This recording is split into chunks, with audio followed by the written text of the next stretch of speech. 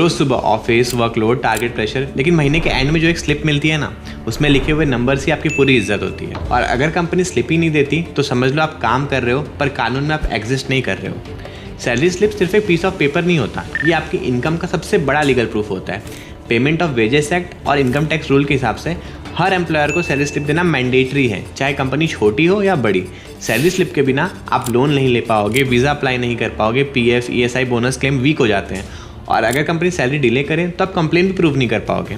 मतलब आपने काम किया और सबूत उनके पास है। आपको क्या करना चाहिए? स्टेप 1 इज एचआर को ईमेल या व्हाट्सएप पे पोलाइटली मैसेज करिए कि requesting monthly salary slip for my income records. अगर एचआर इग्नोर करता है, अपनी bank statement plus offer letter attach करके फिर रिमाइंडर भेजिए। और स्टेप 3, फिर भी नहीं मिल रहा तो सिंपल सा कंप्लेन इस वेबसाइट पे जाके कर दीजिए। अगर टैक्स काटा जा रहा है पर स्लिप नहीं मिल रही तो ये tax evasion plus employ exploitation दोनों है। इस केस में कंपनी को नोटिस तक जा सकता है। सबसे बड़ी गलती पता है क्या करते हैं लोग? सोचते हैं छोड़ो यार, कंपनी छोटी है, स्लिप से क्या होता है। लेकिन जब एफएनएफ यानी फुल एंड फाइनल सेटलमेंट आप पे रुकता है, जब पीएफ निकालना होता है, जब दूसरी कंपनी सैलरी प्रूफ मांगती है, तब सब रियलिटी समझ आती है।